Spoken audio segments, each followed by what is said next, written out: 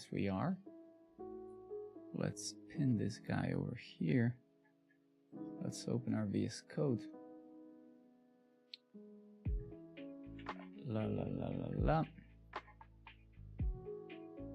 Let's set up the desktops properly. All right. Let me actually take this thing and put it over there. Nice, okay. Close that.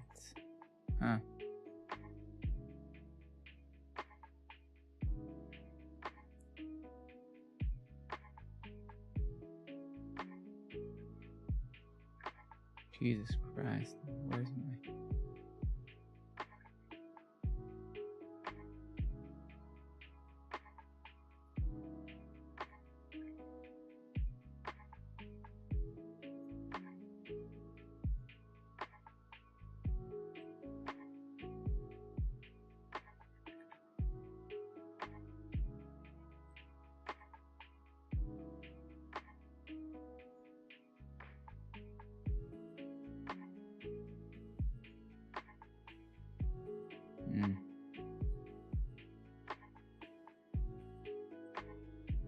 Alright, I'm having a hard time moving this stuff around for some reason.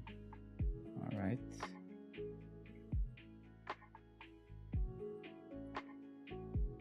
Yeah, there we go. Nice, okay. Cool.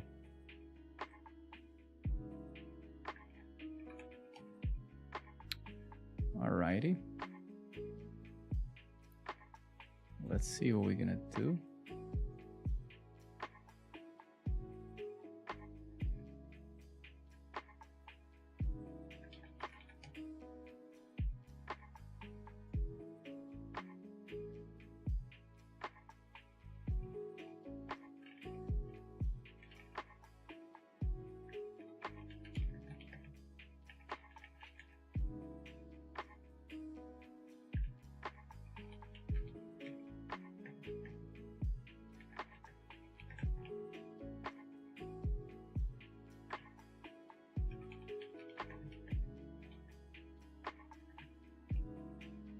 Alright, so we have nothing running on that namespace now, so I think that's what I'm going to start today with. And this thing should be over here. Let's go to exercises, full stack example. Let's see what we got there. Have the config map, the deployment.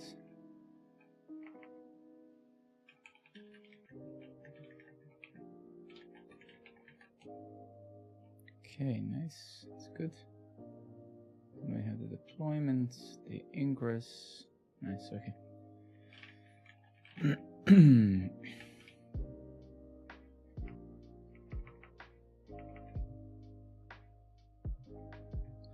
And did we actually change the namespace of each one of those? Yes. Containers, metadata, nodejs, nodejs. Yes, nice. Config map, nice. So I guess we could say get kubectl get config maps or secrets. I don't actually know. Server doesn't really have a resource.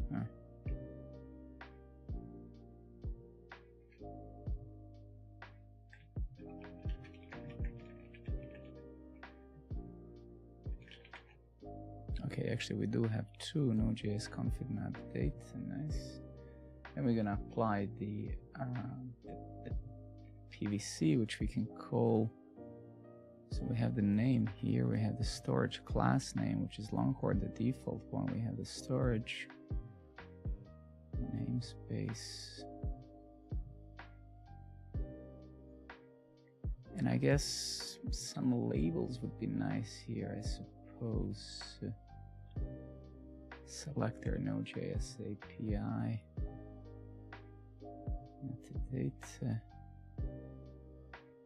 Node.js API. Node.js API, nice. Okay, so we're gonna do the deployment.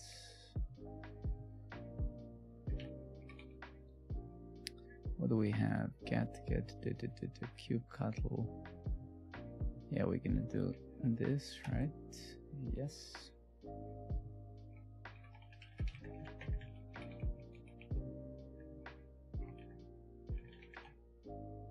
So we have a deployment now. Yeah, but we don't have a, yeah, shit, that's not good. Let's actually delete that deployment. Let's do this. Node.js.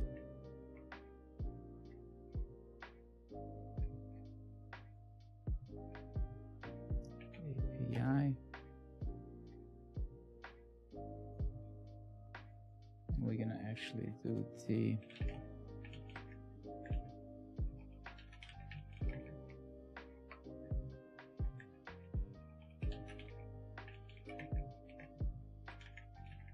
create a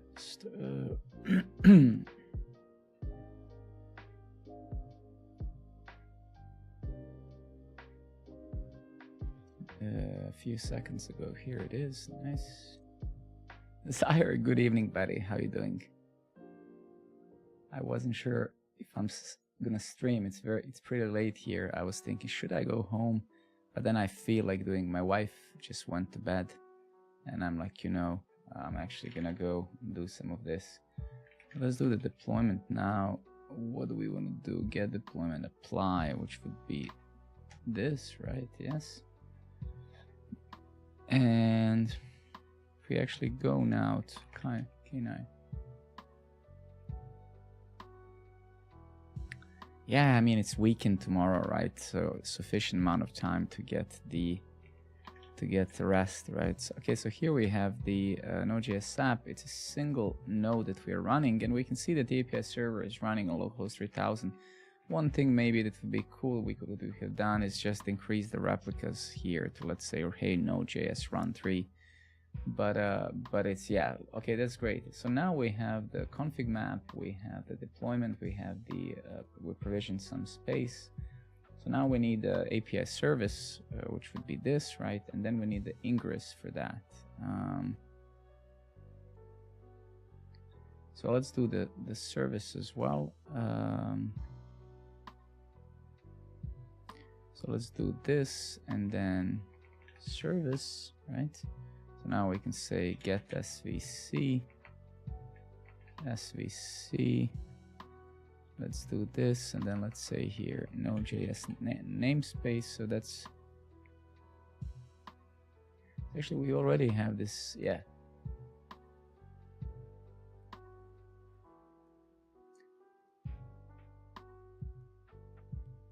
I mean, if you have the right to do so, of course, why not? I mean, you could get some help for sure, right? Okay, let's create an ingress. Absolutely, why not, man? That yeah, go for it. Make sure to have a very good README and you know, how people can help and what do you need help with. But be sure that if you do decide to do that, right, make sure that you kind of have a plan why you're doing that, right?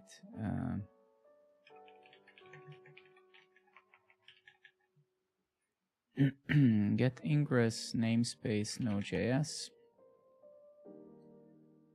So technically, yeah, this should be working, but I'm not sure if it is. That's the problem. And we get page not found, which means that Traefik is not, for some reason, picking this one up. So let's actually figure that one out. So why so? So Node API localhost port 3000, right? If I look at some of the other ingress controllers I have, they're more or less the same mimic Node.js. That's correct. Ingress class name Traefik. All of that to me seems correct. The service, Node.js API, right? Cluster IP, TCP, target port, node-api.local.host, right? Yeah. So that all seems reasonable.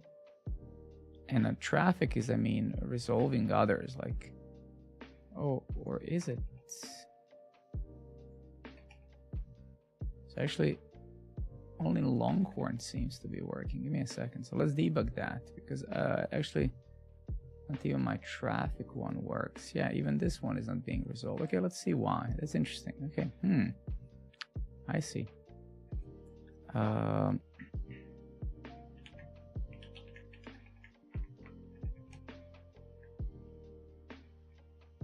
Do we have anything here? We don't. I mean, this actually doesn't really, that actually doesn't matter at all. Okay, so essentially only the Longhorn works, right? So let's say kubectl get namespaces. What is the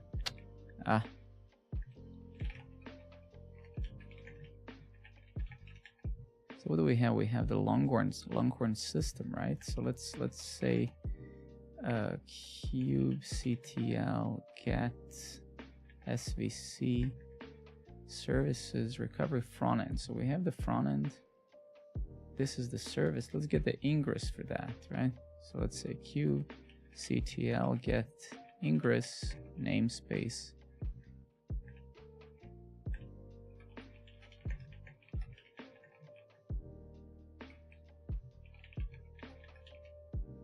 And then we have the ingress on port 80, right?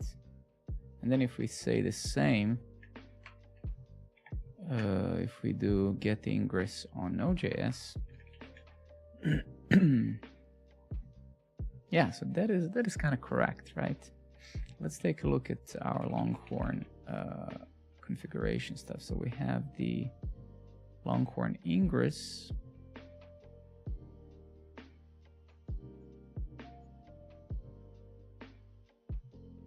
Yeah, but this is the front end. This is fine, right? So this is exposing the port 80. That makes sense, right? Name Traefik ingress. Yeah, this also could be problematic, right? So I wish to call this nodejs ingress, right? So that also could be a little bit problematic. So let's say here again, apply. What do we want to apply? We want to apply number. Yeah, this one we want to apply, right? Yeah.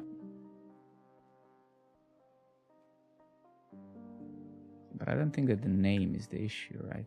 That would make no sense. Page not found. Okay, so let's go back. So Longhorn. And let's maybe update this name. Let's just say API. Or let's just keep it very simple. Let's just say nodejs here, right? So we're gonna do that, configured. Then we're gonna go to our etc here, just so we remove this dash and stuff. Let's just say nodejs, right? I'm gonna save that. There we go. And then let's just say nodejs, and we get the same thing. So for whatever reason, neither the Traefik or this one are being resolved, and that's a bit weird. But yeah, let's figure it out. So there has to be a reason why. So let's take a look at the Node.js API service. So we have target port 3000. No, this is the Node.js. Let's take a look at the Longhorn service, if there is one. Or maybe there isn't one. So let's say Longhorn system. Where was it? Get svc.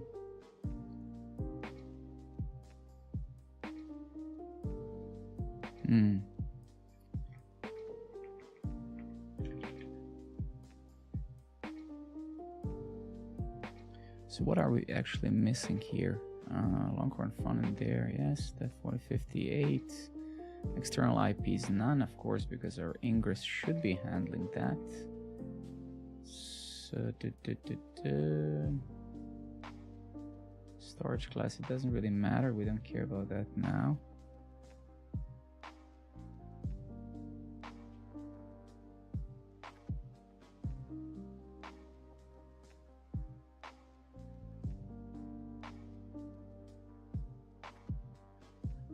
Longhorn Where's our traffic? Ingress and services here.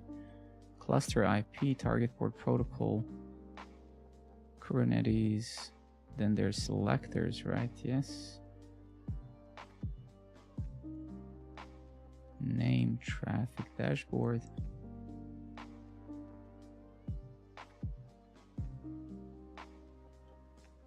Okay, so let's maybe ask the robot, right? At this point we're stuck. I'm stuck probably. So let's just run it by the robot. So we're gonna have the service. Craft, my friend, good evening. Thank you for coming. We have that. So we have the service, the ingress, the deployment.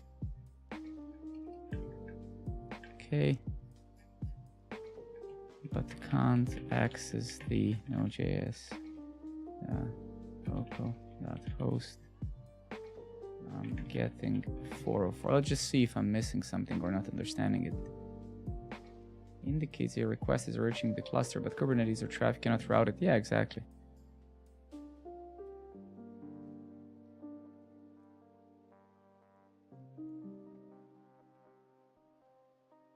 Oh, so that is the issue. Wait. So your ingress is set to route traffic to a service that forwards requests, but your service defines the target port for the application while exposing. This creates a conflict. Adjust the ingress to point to 80. Okay. Point to 80. I see. Okay. Yeah.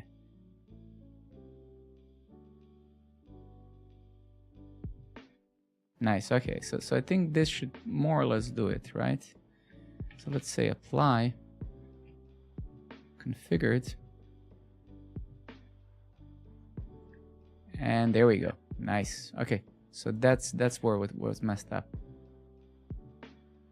Yeah, Craft, I did. I had a long day at work today. I also had a company event that I was supposed to go to, but I didn't feel like going. I was really tired. But I did. I absolutely did. Yeah. I solved that today. I mean, in 2 seconds. It was just setting up the build. Basically, there was one thing that I had to enable here in my Kubernetes desktop because I'm using Windows. So essentially, it was about setting up the here under General using the container D. So I can actually build do a cross-platform builds in Docker. I still don't get what Docker does. Docker basically is what we used to.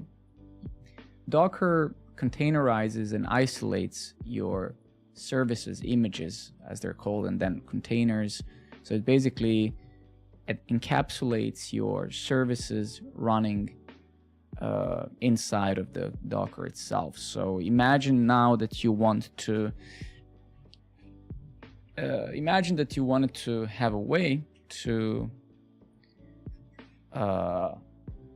create n number of things that run in isolation, but that those things can also talk to each other, for example, etc., right? So Docker is a way for you. You can use Docker to deploy applications in isolation, encapsulated, right?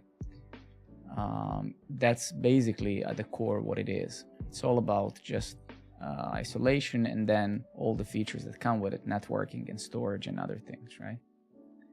So it's like a virtual machine, just a lot more lightweight, right? Imagine having n number of operating systems on your host system running some applications, and you can talk to that in isolation. Okay, so this now is good. Yeah, I mean, it's an operating system that you're hosting there, so you can do whatever you want, yes. So in simple words, if we are to just mimic it like this, imagine that this is your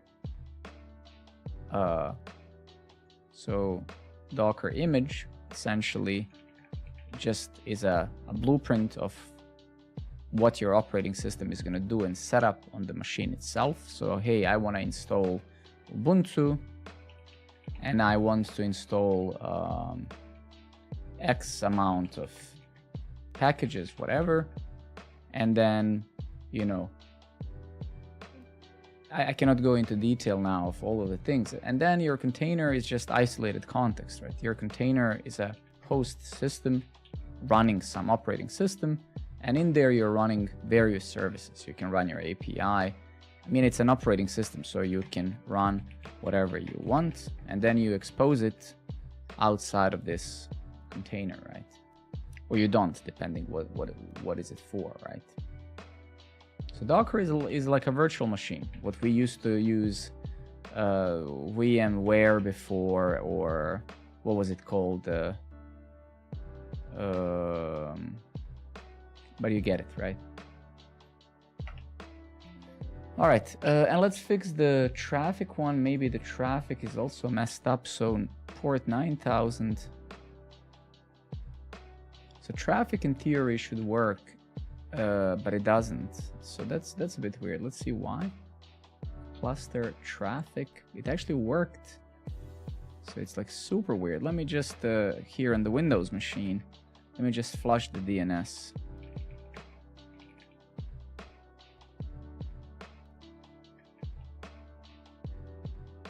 I wonder if it's DNS. Nah. Traefik localhost. Yeah, that's a bit weird. Okay. Or maybe I have just nuked the deployment. I think that's what I've done, right? So let's take a look at that. So let's say kubectl get deployments, right? We have the Traefik deployment, but that's yeah. So let's say kubectl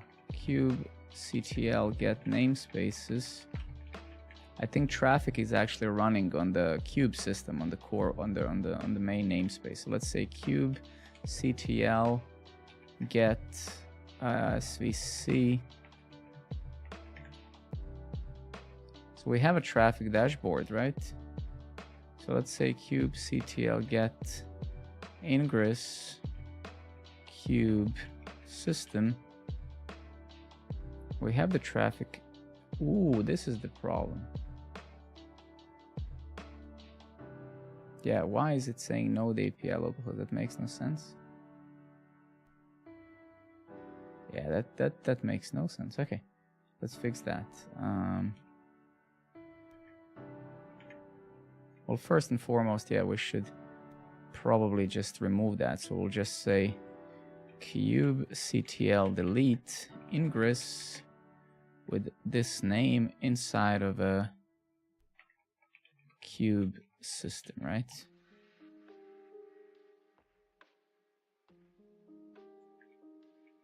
Okay. Then we'll recreate this one, right? So we'll do kubectl apply -f ingress. Cool. And then this should work again. Okay, good. I don't know what happened there. Okay, cool. So we have our Node.js application is also up and running. And yeah, that is cool. Let's actually see if we can see some logs. So let's say kubectl get pods-n node.js, right? That's our namespace. And then we'll say git log, we'll say kubectl logs. And then we'll say a namespace node.js again. Yeah, we actually don't have any logs now but if we are in theory to do a bit of work there, so if we go just this dummy node.js hello world thing that we are just using here to test.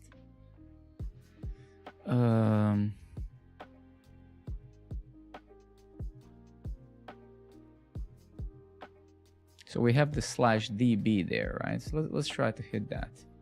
/db, failed to connect the database. Fair enough, okay, good. And that's probably because something with the config maps. I suppose we're not really, I don't know if we need to pass through these envs through Docker Compose, but I think here port, we're probably missing the port there, yeah. So if we take a look at our config map, so I think we can say kubectl get secrets, if I recall, -node.js. No, so it's actually get config maps, right? Yeah, and then I guess we could describe this. So kubectl describe config map.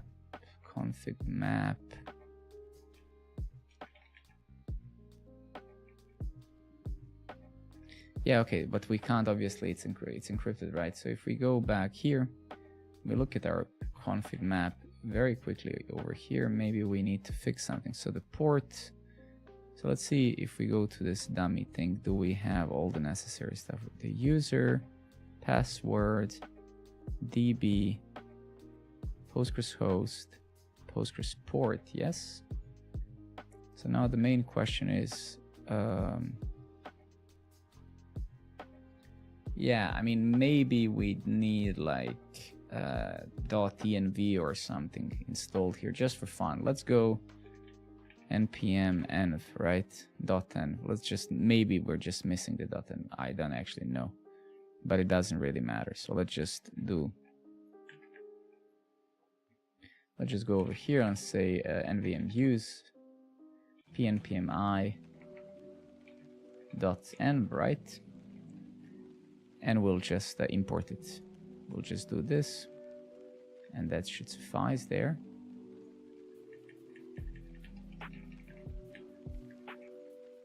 Right, yeah. Just to try running this as well.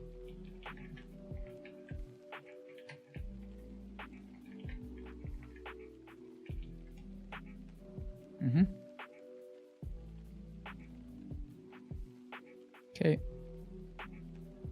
But let's just create some logs, right? Yeah, we should have, maybe it doesn't really matter, but let's just say here console.log, or yeah, let's console info, and we'll do new date. Yeah, something like that, right?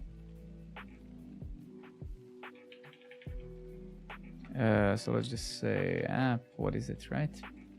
Let's go here. We should be seeing some logs. Yeah, cool. Okay, so this is just for our cluster, just so we can actually test a bit. That's super.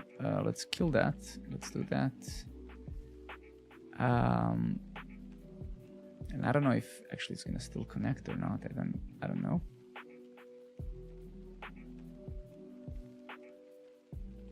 We are calling this fella now.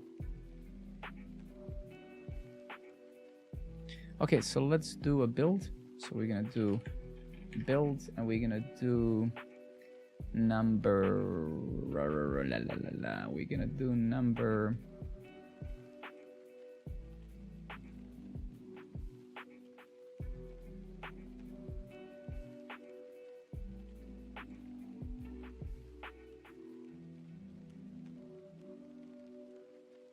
Number 2, maybe.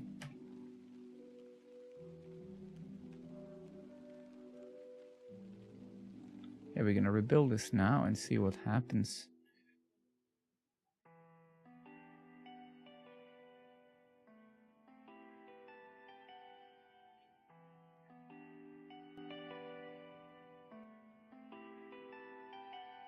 Cool.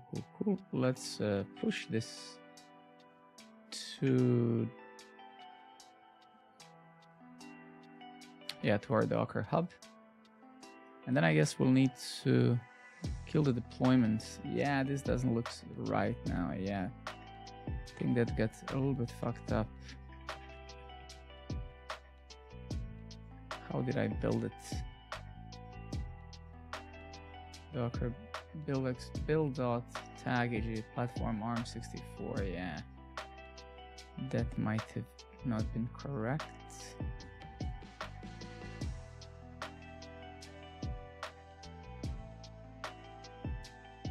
No, actually, it might be correct. Okay, so let's just assume that. So let's just do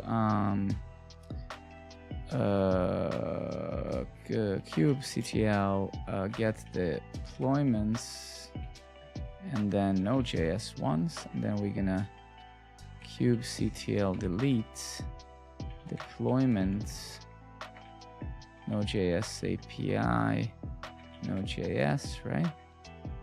And then we'll go here and we'll do the deployment again. We'll do number 3. Wait a minute. Yeah, we'll do 3.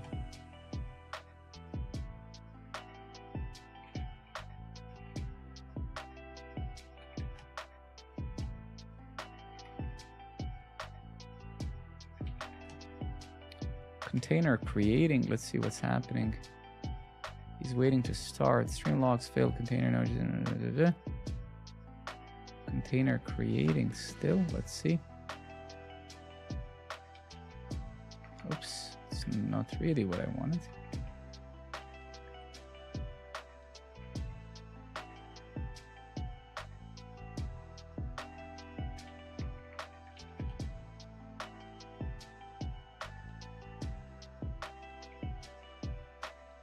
Yeah, maybe it's pulling the image or whatever. I don't actually know.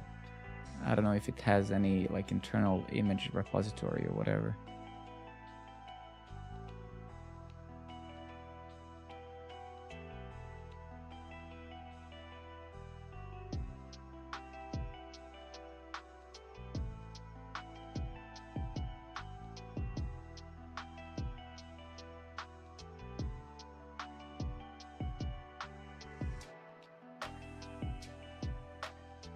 Yeah, that's a good point, but I think yeah, so here we have it. Yeah, it's actually running, right? So if we open it up here, it's exposed on our etc, right? So if we say nodejs.local.host, we should be getting, yeah, so here we are getting them now. If I do /db, yeah, failed to connect to database. Okay. I think I should have just, so that's good, right? So that's great. So we can see that that in fact is fine. Let's now see, let's take a look at one thing. So if we say,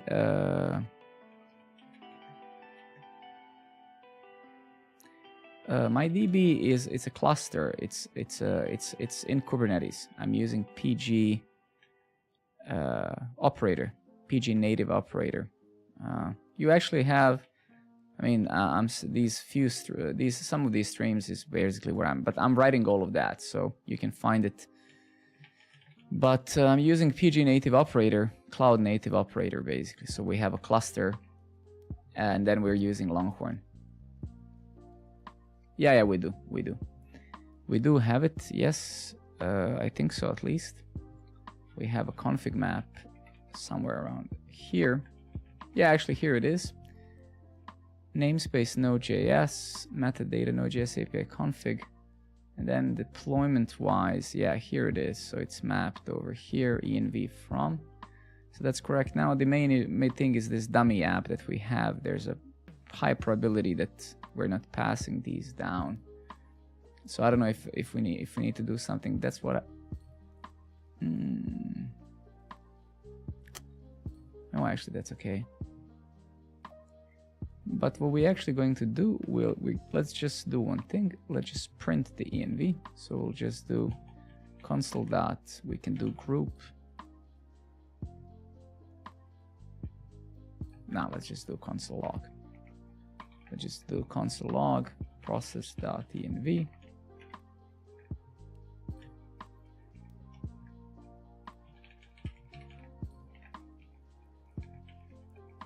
Let's just do it like this, right? And then we'll debug. So that's okay. Does it read env correctly? No, it doesn't. That's what we're doing now. Where's our dummy test image? So let's just build again. So we want to build it for ARM64, right? Yeah. Is that the last thing we did? I don't remember.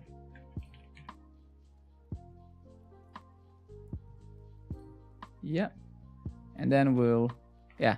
So let's build it just so we can debug it.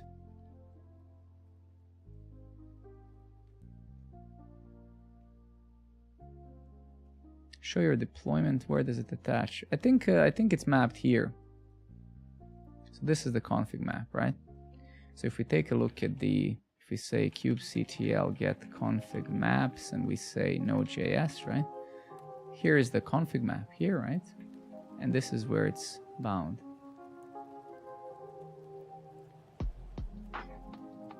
Here's the mount path. I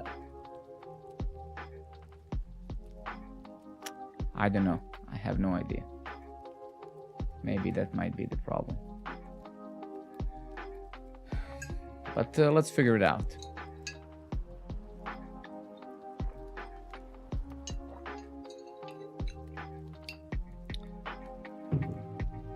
So this is, let's take a look at that actually.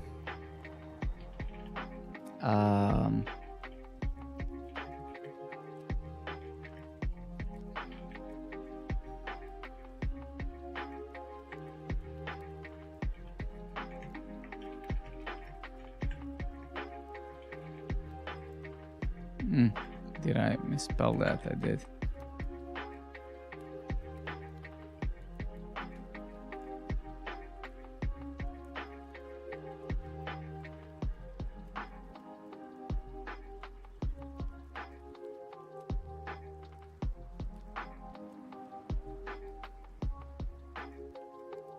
So here we have some mounts, right? So let's see. So what do we have? Namespace. Okay, and how do I mount it? How do I do that? Yeah, actually,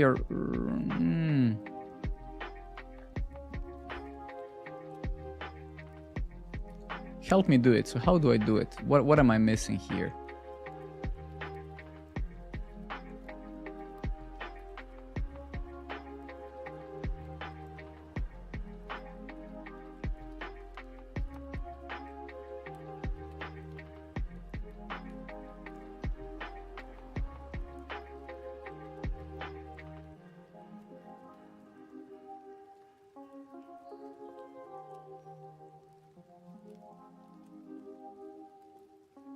All right, let's learn that.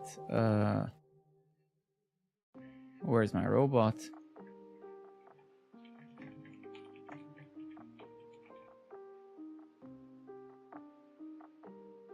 To mount as a volume in your Kubernetes deployment, you can use the volumes and volume mounts. I see. So similar to Docker Compose, for example.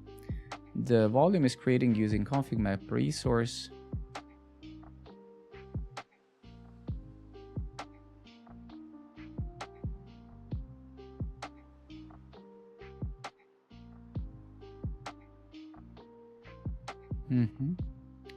Modify the volume section.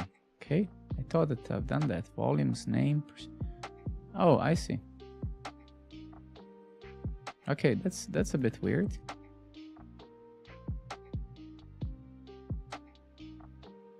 Okay, wow. What do we have this for then?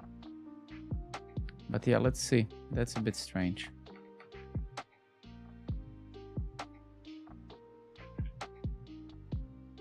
Okay, so there's that, right?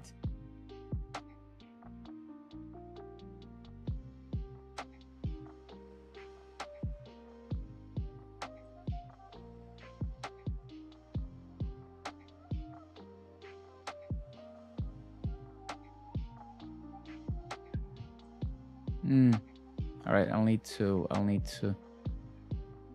stay with this a bit soon. So what do we have? The dates, and then we have the config volume. Yeah, okay. Mount path, yes. So we have the app and we have the config now. Okay, cool. Got it. And then updated deployment YAML. Then we have to do it in here. Okay, so let's see what do we have to do there. Here's the full updated thing. Okay. Let's just do it like this so we make sure that we're done it properly, okay?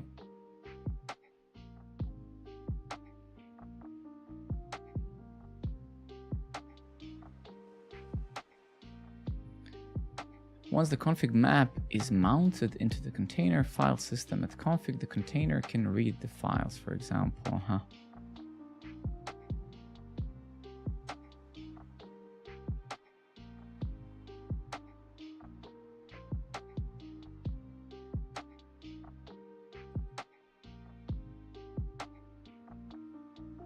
Okay, I see. So basically we're gonna mount these secrets as a volume, right? Am I then supposed in my Node.js app to read it from there as well?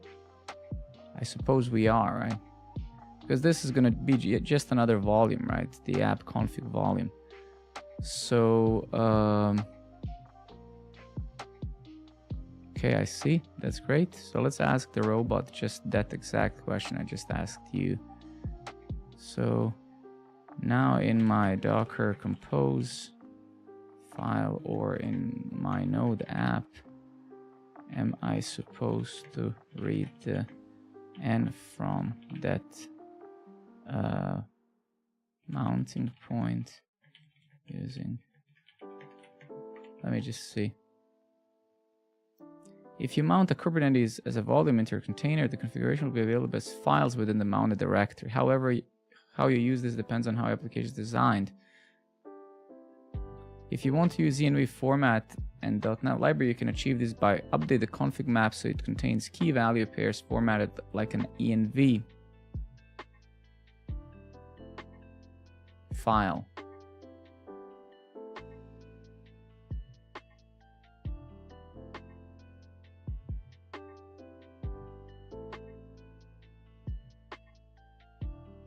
Yeah, I mean, I guess we could do something like this. Directly using environmental variable preferred. Yeah, this is what I prefer as well.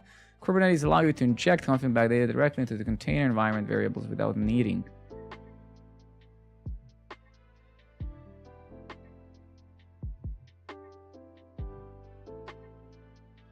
So I suppose, yeah, what we've done now maybe could even suffice. Let's see, right? So... we're not exposing secrets in YAML. We're injecting them.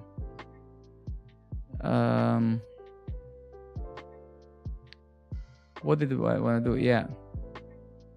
They're just their names are provided. Let's try to reconfigure that, I suppose.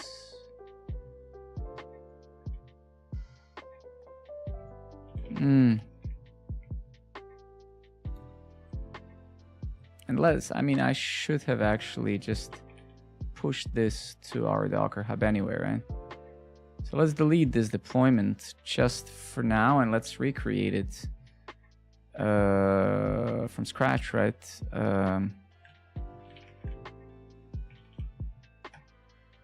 Yeah, there we go.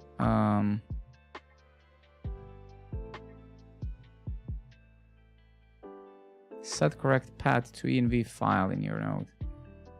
Yeah, I mean, I guess it would be now a bind point here, I suppose, right? So this path here now is this actually, yeah.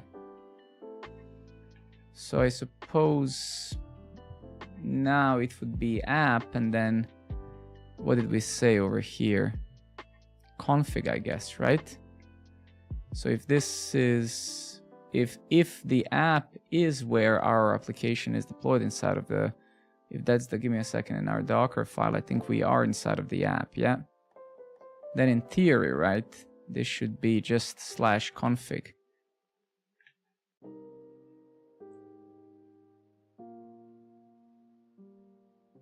Yeah. Assuming that it's not creating any .env or anything like that. What did the robot say? Where's the robot? Here.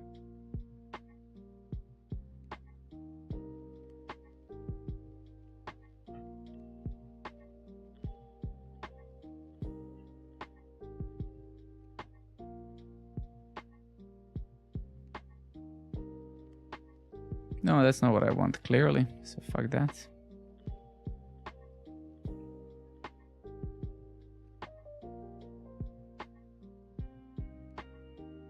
But yeah, but this states that it's going to inject them itself, so I don't think we need to do anything else, right?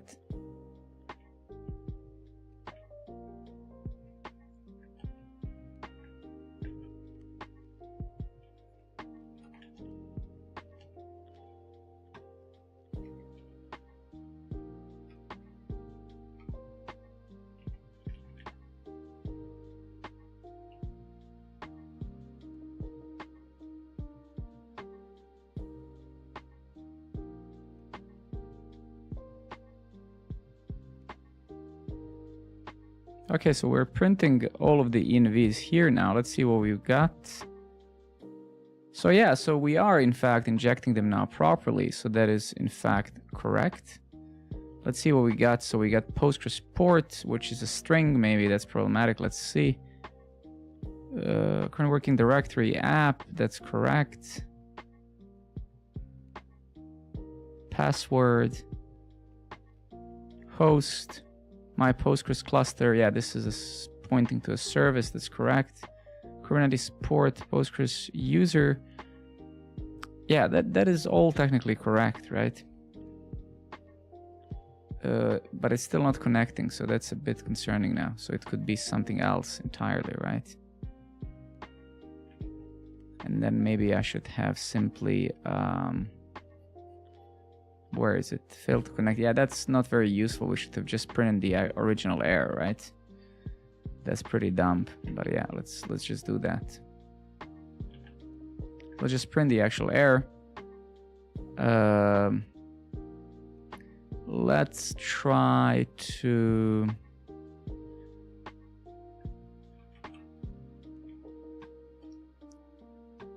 I don't know if this has to be a string. I mean, at the very least, actually, let's do it like this. Let's just do a parseInt, right? So here, let's just say, I don't know if it's, let's just say parseInt.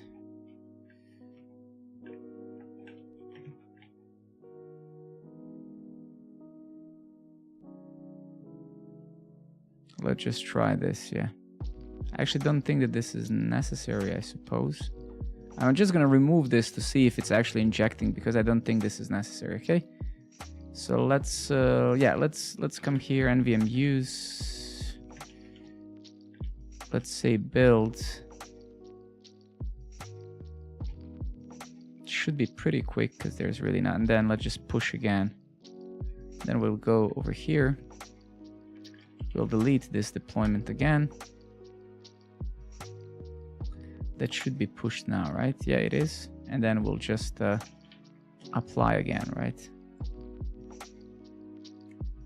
So we'll try the parse, and then as Thanky suggested, we'll just pass the env properly, basically as an integer, right?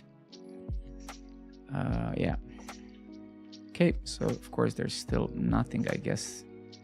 The deployment is still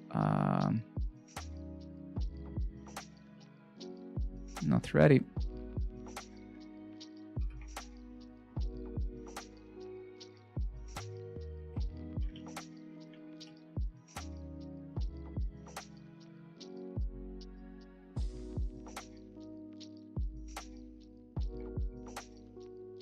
So it's creating a single container.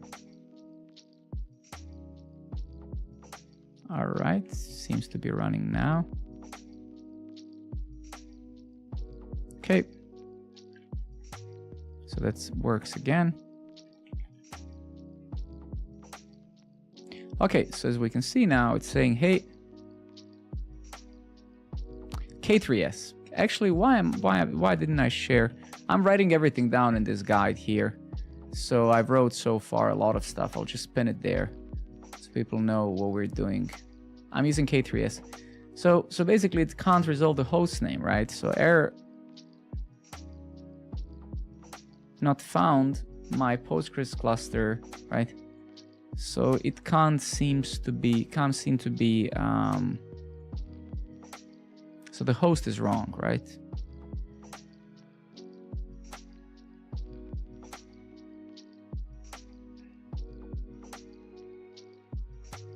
So let me give me a second. And I think it does. That's the thing, right? Let me show you.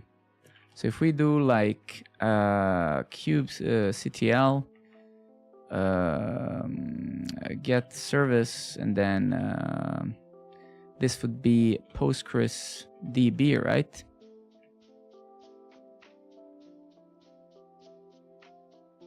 Ah, I have a typo. Postgres, right? So it does match the service name. So this is the service name here. And if we go back there, have you allowed your IP in Postgres? Give me a second. That's right. So you can see it is the.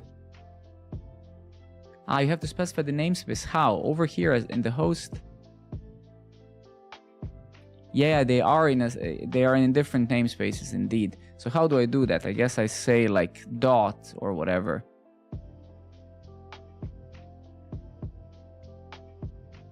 Right? It is like dot namespace, right? Or is it the opposite?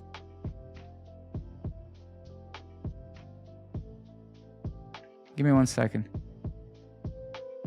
I need to specify a namespace for this service. Namespace name is PostgreSDB.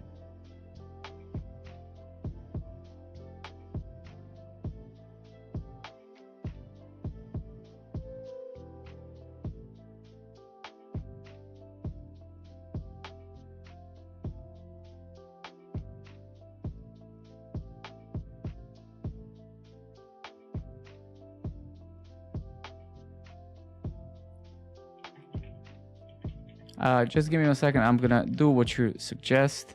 I just wanna, I don't know why GitHub Copilot is to specify namespace. Okay, so it's like this, right? Let's insert it now. So it's like this basically, right? My PostgreSDB SVC cluster. Got it. Thank you very much, man. Appreciate it. So let's delete I guess I don't need to delete the deployment. I need to reapply this config map, right? So config, and then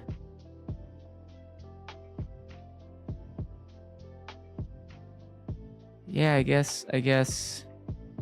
I mean, again, keep in mind this is the second week I'm doing Kubernetes and only in the stream, right? So have a very little expectation of me. Nodejs. So yeah, so that should be reconfigured, and I guess I can just do this, and then I can apply this, right?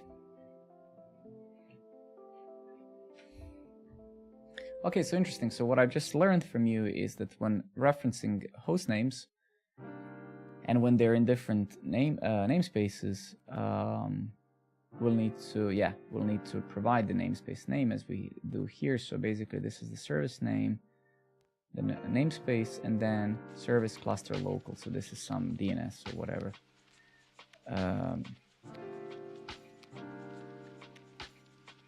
Okay, let's give it a second.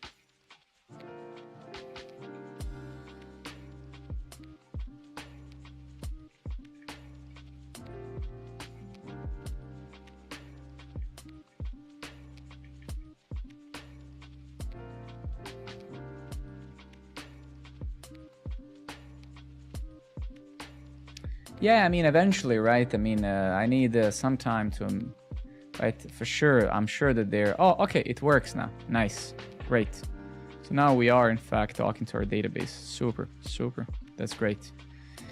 Okay, so now we are connecting to our cluster, to our tree rep. Like we have a.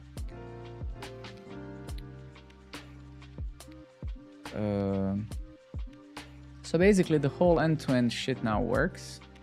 So we have this, we have, I'm not gonna, for those of you who have been watching past week or two since I started doing Kubernetes, this thing, I'm not using Helm on purpose because I want to memorize all of these commands and be very comfortable with them. And once I get very irritated, I'll start using Helm. So until then, I want to write all of these things manually okay, so we have the config map. So what I've learned again is that, yeah, is this in the deployment. What I've also learned is that we have to bind the config maps right alongside the persistent volume claims. Also, we need to do the same for config maps.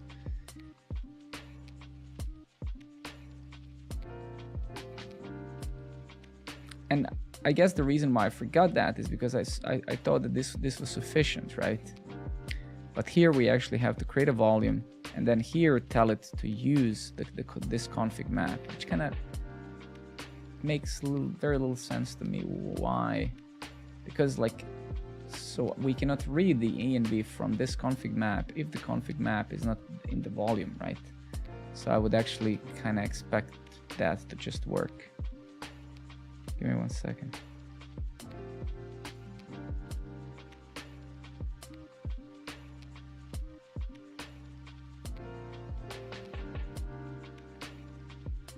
Two seconds.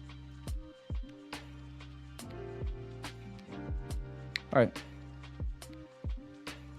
No, I mean, honestly, it would be very open for debate if JSON would be a better choice. It's just, I think it's rather almost a mutually exclusive logical assumption to say, because like if you provide, like I would have expected this to be implicit, right? Like, hey, if you provide, exactly. I mean, you hear me what I'm saying, right? If I designed this this part of YAML or this part of the system, I would say, well, if somebody says, hey, I want to read the envs from the config map of this config map, I would treat this as an implicit thing, in a sense of I would have expected them to, if they even have to create the binding like this, right, that they do it for you, but it's fine. I mean, I just need to memorize now that I need to almost duplicate. I love Go. I write some Go as well, especially at where I work. Actually 99% of our microservices are in Go. Yeah, Go is a beautiful language. Go is a beautiful language. It's one of the languages I very much respect a lot. So, and let's not talk about performance and stuff. That's not the reason, because you will rarely ever in your career face performance issues.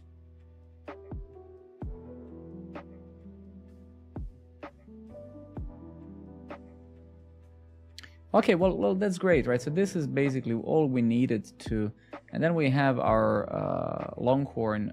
We have our Longhorn persistent claim. We have volumes, right?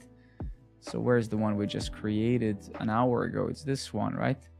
The only thing I dislike now about my Longhorn is that it's using this UID4, kinda-ish. Yeah, it is. It's PVC and then appended UID4. I would expect it here to use the volume name from my YAML file.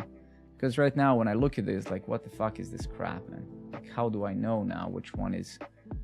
It's very hard to reason about this, right? And there's no actual name in this metadata here. Actually, there is. PVC name is here. Okay.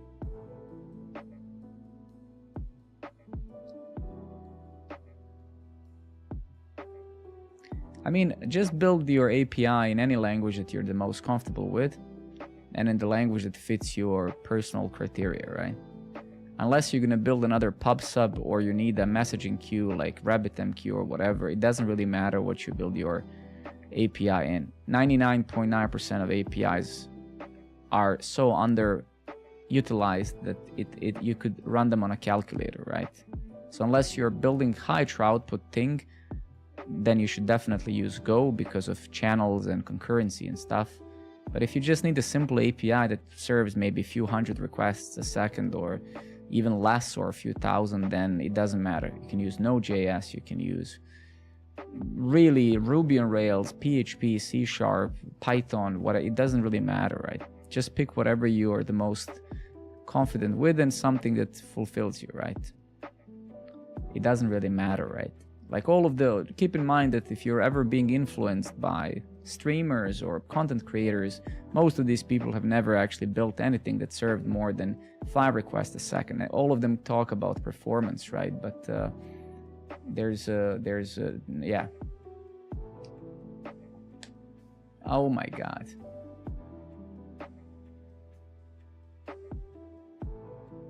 Yeah, I mean, it takes a little while, right? I mean, Go is a very simple language, but it just has certain things that, you know, the way that interfaces work, the structs, right? But it's a fundamentally incredibly simple language. Its standard template library, you know, compared to C++, for example, is very...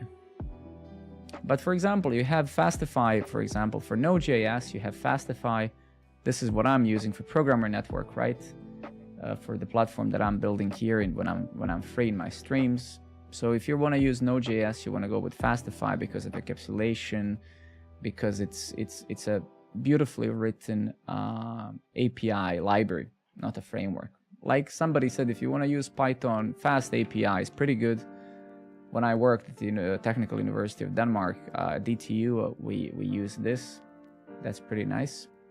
And if you want to use Go, you don't really need anything. With Golang, you just need a chai router, and that's really it. So this is the only thing you really need to install with Go. This is pretty much everything that you need. Everything else comes, right? But fundamentally, it doesn't really matter, right? When you if you compare 5 languages in their syntax when it comes to APIs, they're nearly identical, because you have a handler that matches some route, some string, usually by regex or some more efficient way, and then executes a function and then returns some response, right? So it's so it doesn't really matter what you pick whatever you like, right? I prefer Node.js in most scenarios where I don't need to build a high throughput, and even then it's a great choice in many cases. So for me, it's either Go or Node.js. Why? Same reason why. Both of them are incredibly simple.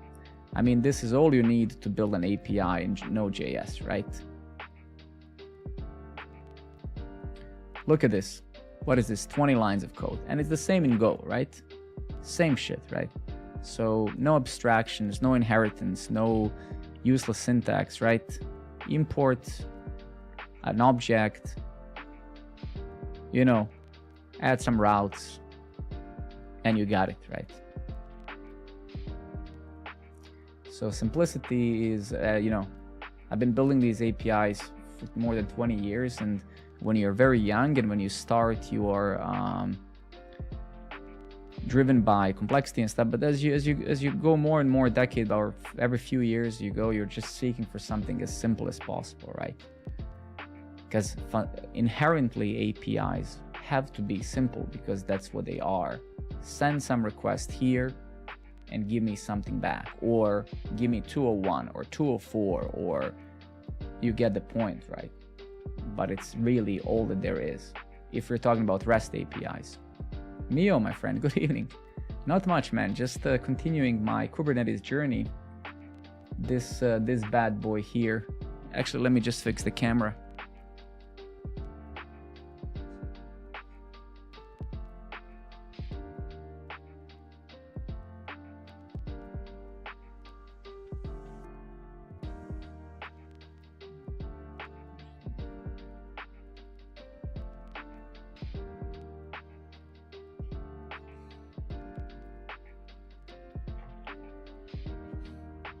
Dude,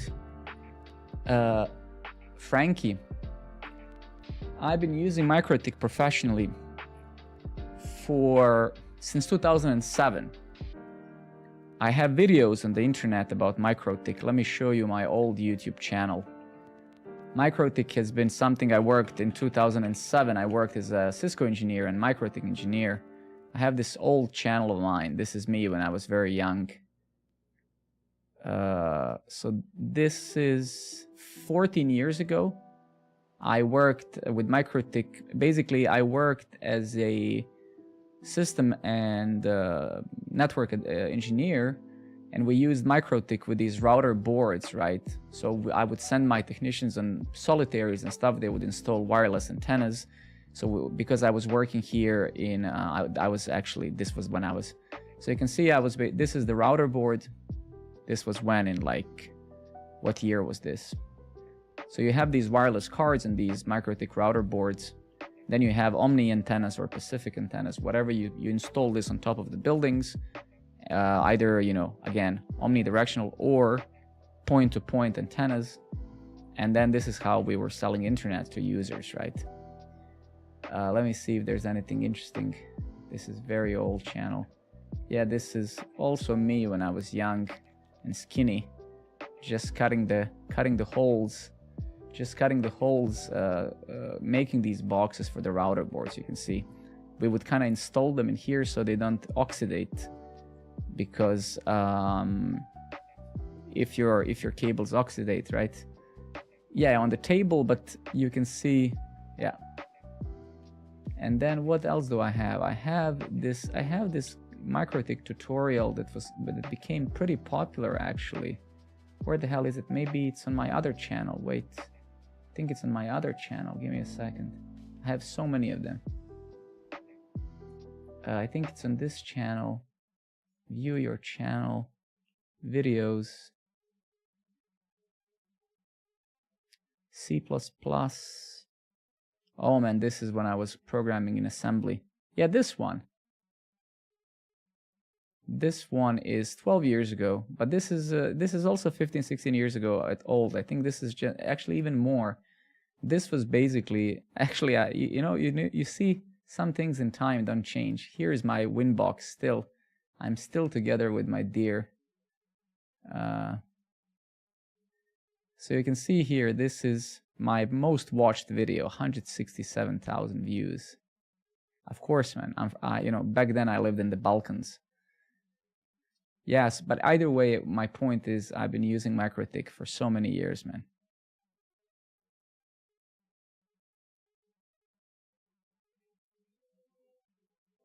Zabbix is also made in Latvia. That's amazing, man. Yeah, I'm happy for Latvia, man. You guys are doing some amazing things, man. That is incredible. Very good, man. I actually wanted to reach out to MikroTik to see if they would want to sponsor this series of streams or whatever. And yeah, but I might do that.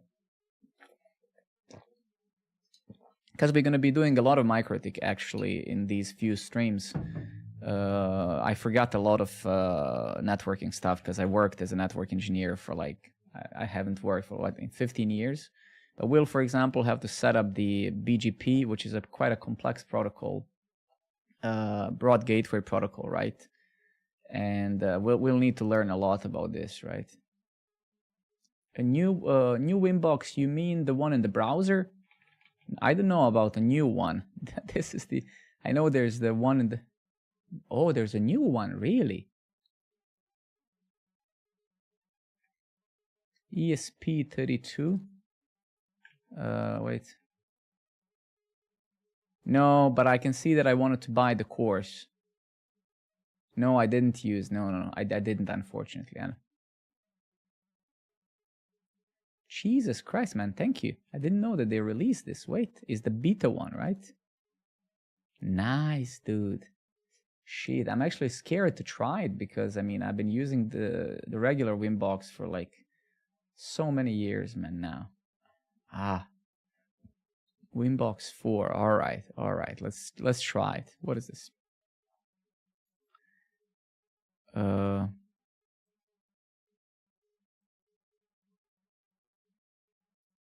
Dude, it looks cool.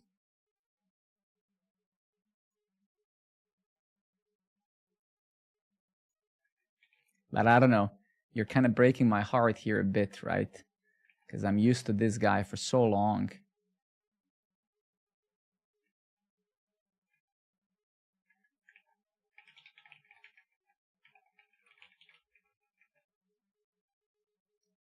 Ooh.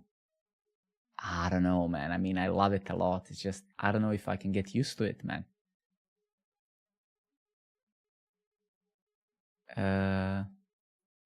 Yeah, I'm completely lost right now, but I think this is a great upgrade.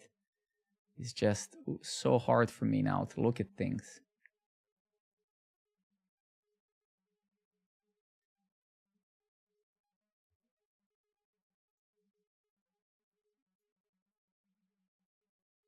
But yeah, I just need to get used. It's gonna...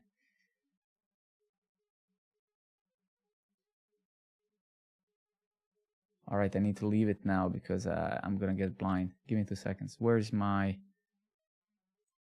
Yeah, I think so, man. I think so. But thank you. Thank you for sharing it with me. I didn't know. I would probably never find out. Because super cool, man. Super cool. Alrighty, so this is great. So yeah, okay. So I'm actually very happy with this. And what I wanted to try today in the stream, because it's a weekend, so I don't have to go to work. So again, if I go, I have a lot of notes. I mean, I'm learning so much from other people's blogs and from you guys and stuff about Kubernetes. And with that said, we have 3 tools that can potentially help us in development with Kubernetes. K3D, this goes very native to what I'm using now. We have Scaffold, which I'm sure you guys have heard about. And there's Tilt as well, and I've heard some good things about this.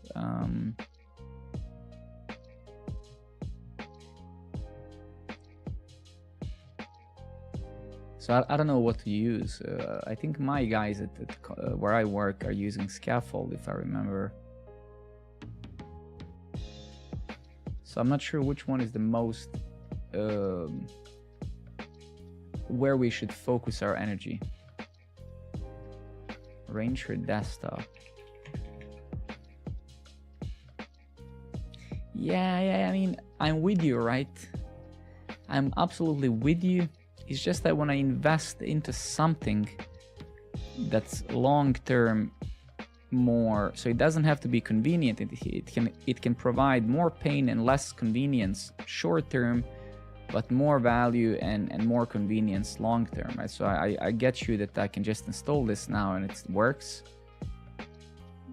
But it's like, I think Scaffold, for example, if I recall from just talking to probably thousands of developers in meetups or here in the stream or through work, I think this was kind of, I wouldn't say a standard. I don't think there is one, unfortunately, but I think Scaffold was quite a,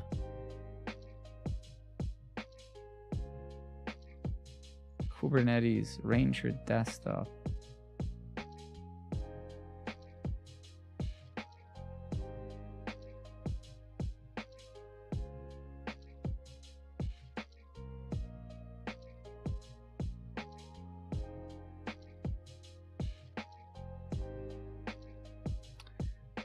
I'm using so that is the cluster, and I'm using Raspberry Pi 4s with 8 gigs of RAM each. So as you can see, there's 4 Raspberry Pis in that 1 unit kind of cluster, and each one has 8 gigs of RAM. Yeah, for sure. You're absolutely right, you're absolutely right, Fankia. I'm with you. So I know that this is kind of a more or less an official tool. It's just that I don't know if I want to use something that I have to install as a binary like this. Right? This is probably an Electron or some type of app. Right? I would much rather. Yeah, I don't actually know. I'm not sure, to be very frank with you. We can try now. I mean, 600 megabytes for a software that displays, you know, text. That is, I mean, even Electron.js is more performant than that, right? What the hell is this? Simple application, configure auto start Ranger. Yeah, that's not what I want. Yeah, of course, man. I mean, the reason why I have a mount, right, is because I have a kid and hopefully kids soon, more than one soon. And this is very encapsulated, right? So if I have to move this shit around, I just unplug it and plug it somewhere else, right? So, and it also prevents a lot of dust coming in and stuff like that. And as you can see, there are 6 SSDs plugged into these 4 guys as well. So you close that, it's a little bit less noise as well. So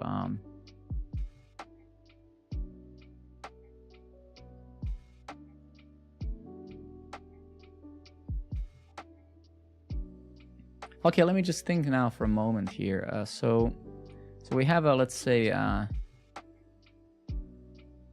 you know me, my son, he's almost 6, but you know it, you know how it is. That age where you're now, right now, is the hardest, one of the hardest times to have a kid. Around up until age 4 or 5, then it starts getting easier. But around that age, it's like you're just praying that they don't kill themselves at every point of time, right?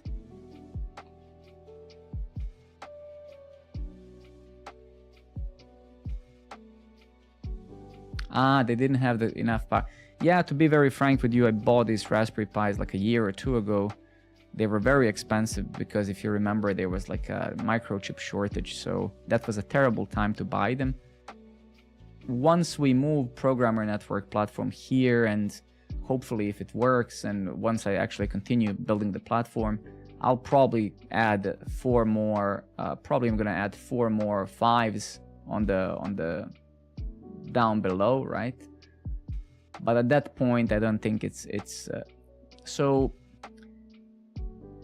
so right now, right, this cluster is using around 35 watts of power, which is, when I calculate in Danish crowns, because I live in Copenhagen, is around 70 Danish crowns a month. 70 Danish crowns a month is not 9.40 euros. So this cluster now, with the 2 MikroTik routers, because there's another router that you don't see on top of this cluster, a wireless one. So 2 routers and 4 Raspberry Pis costing me 9.4 euros, right? So if I would add 4 more Raspberry Pis, the price probably wouldn't be justified, because right now my Programmer Network is running on Hetzner, and I'm paying 25 euros a month, but that's a massive overkill. I could pay 10 and it would work the same. So I think at one point in time, because for example, I'm paying for 21 euros now plus 5 euros for backups, but you can see I get 4 CPUs, 16 gigs of RAM and stuff, right? And it's in the cloud. So I guess fundamentally one has to ask a question, what is the gain, right? Because this is now my cost of the bare metal at home in electricity, right? I'm not gonna calculate time and shit like that. And this is just running it on Hetzner with a bunch of stuff that you get, right? So one kind of has to evaluate, right? I guess point being, if I add 4 more Raspberry Pis here, then that would cost what, 12, 13 euros a month just for electricity, right? And then you're thinking, shit, I mean, I can get, you know, Hetzner for exactly.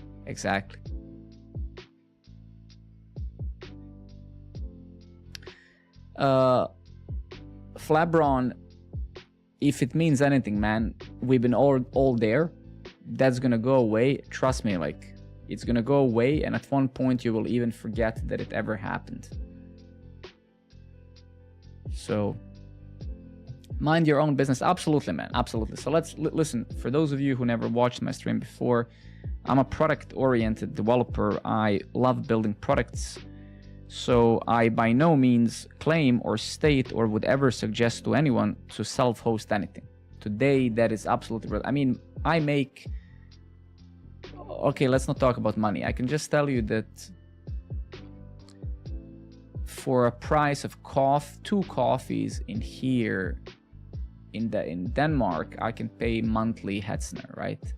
So none of this really is done for the sole sake of some sort of COGS, cost of goods sold, or ROI or anything like that. This is just to have an ability to have an end-to-end system that I can work on continuously, because my Programmer Network platform as well is also a hobby project, right?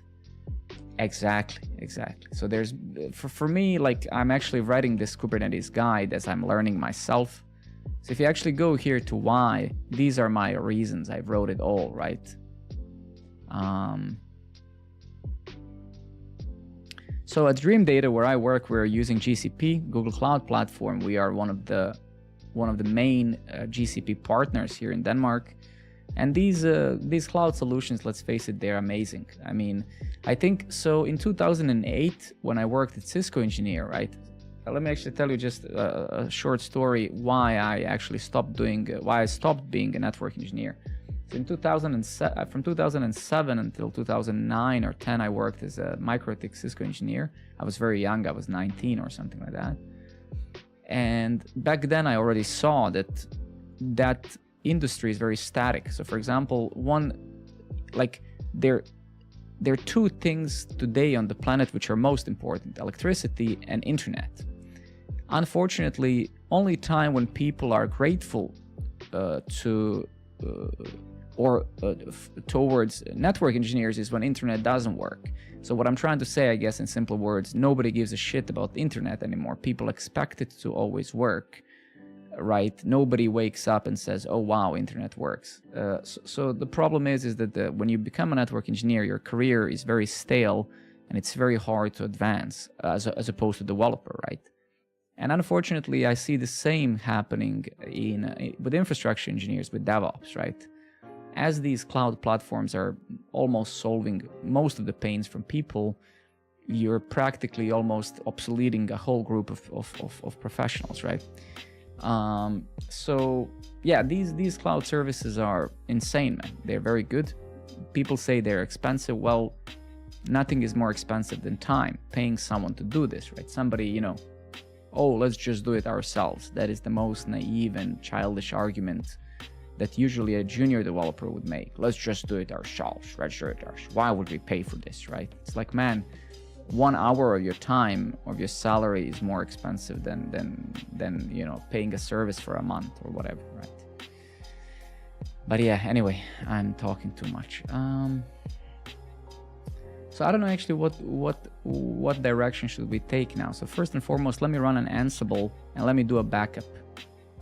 And maintenance, all of that. Nothing's more expensive than time. Nothing. So bear with me for a moment here. So I'm gonna do a backup of this.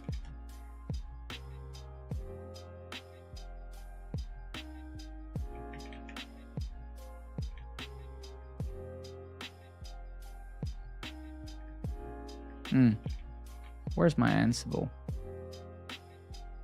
Ah, I think it's over there, right? Yeah, the structure of this repository now became a bit Ansible. Wasn't it here? cd static. Yeah, Ansible.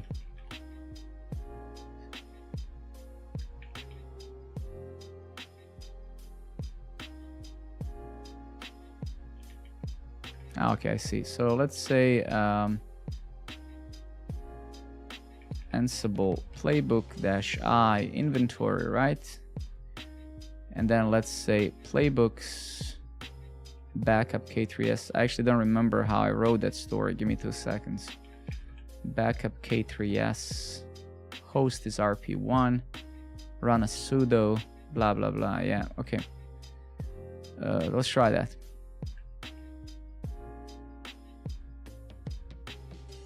Sure, backup directory exists.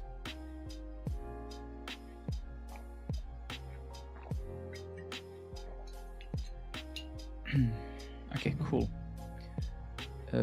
Is it there? Yeah, it is. So last time we backed up was 4 days ago.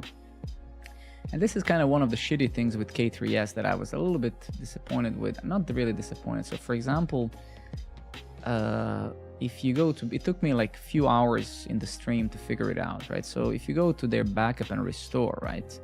For high availability stuff that's using etcd database, right? For like this distributed SQL database, for etcd, they're providing a super cool tool for backing things up, right? So they provide this thing, where's this binary?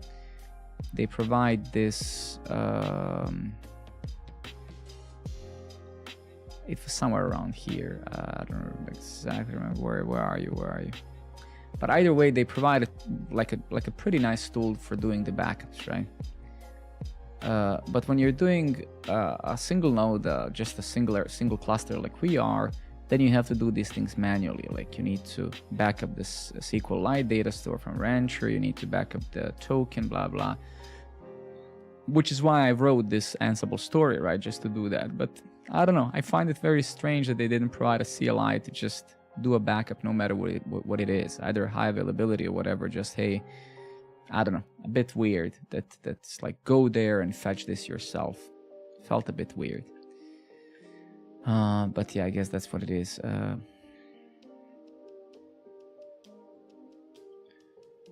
Okay, so we backed that up. We played with this. We learned about the...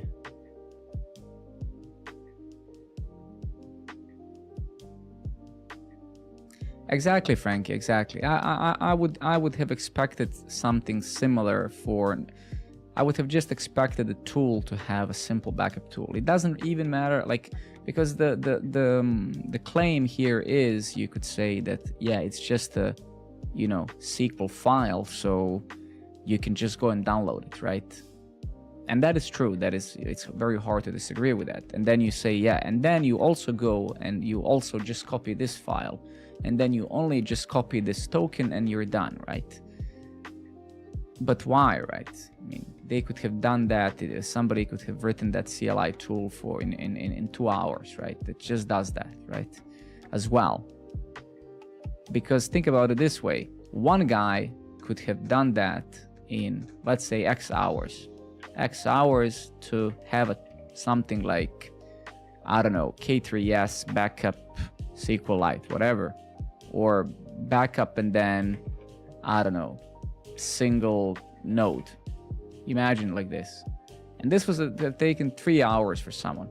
Instead of that, now you have thousands of people spending some time doing this manually. You get what I mean?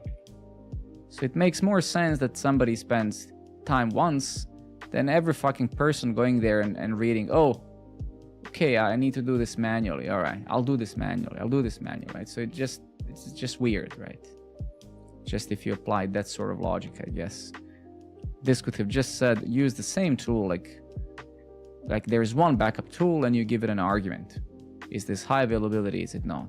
Fuck, you maybe don't even need to give it an argument. It just figures it out, right? But anyway, I'm just complaining. I get that. But just a comment. I find it a bit weird, but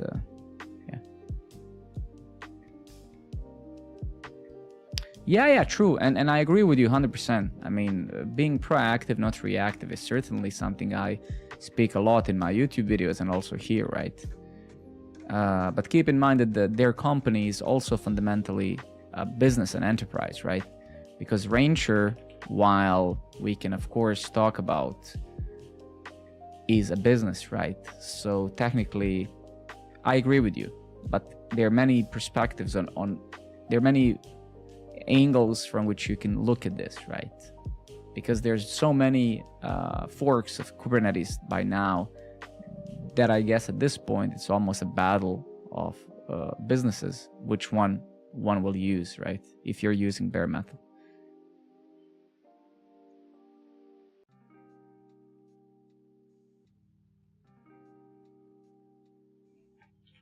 Let's take a look at that.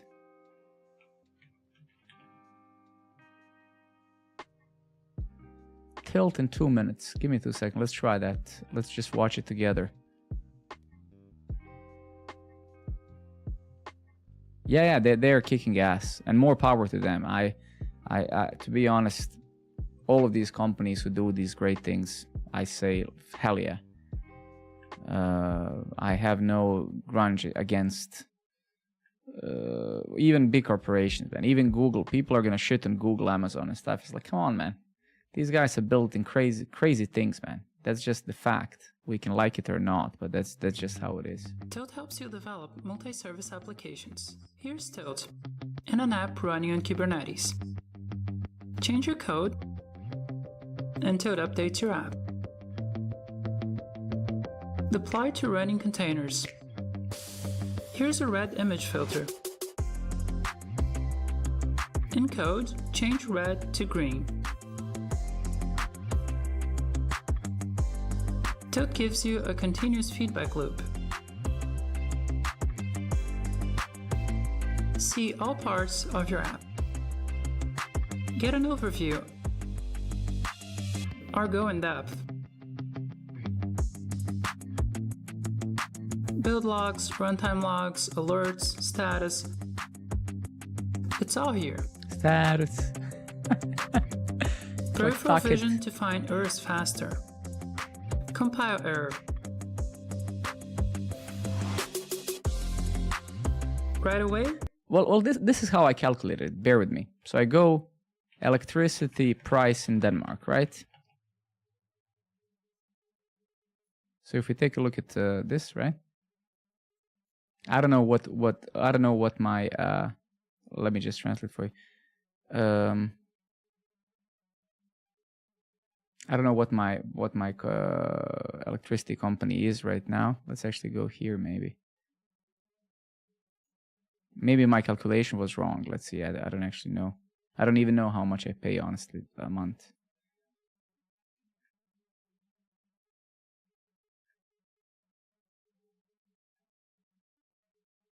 So if we do this,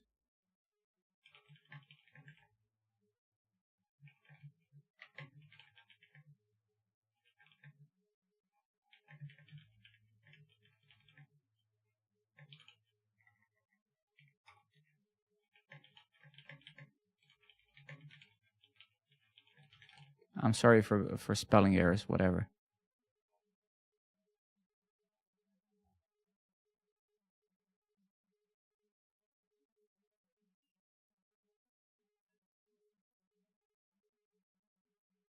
Well, now it's actually saying 22 crowns, which I'm actually a little bit confused. So I don't actually honestly know how is it calculating, because here in Denmark we have like 10 different electricity companies, right? And also electricity is calculated different at different points in during the day, right? But maybe I overestimated. I don't actually know. Maybe you're right. Let's see here.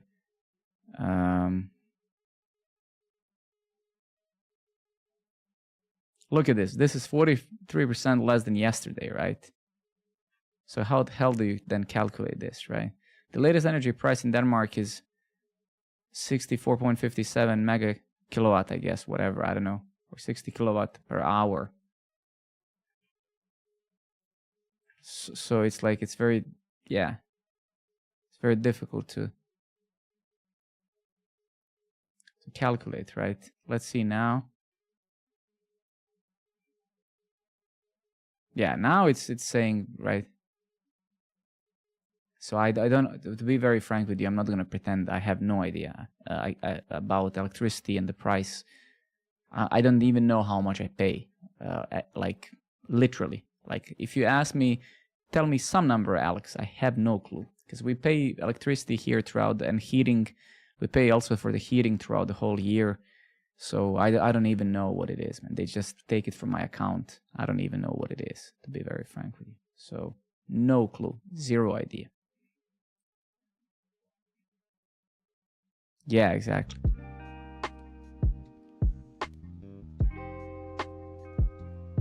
Build failure.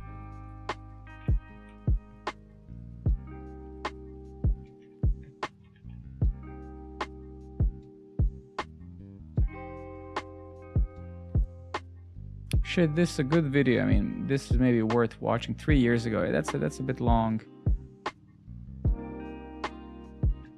I mean, okay, I guess we don't need to. It's just like I want to make sure that I make a choice that's worthwhile, right? I don't want to find some random tool that just like...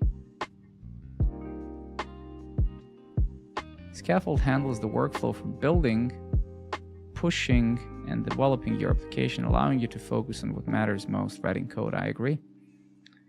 An open source project from Google. Okay, that gives me some hope. I mean, like it or not, these guys build Kubernetes, right?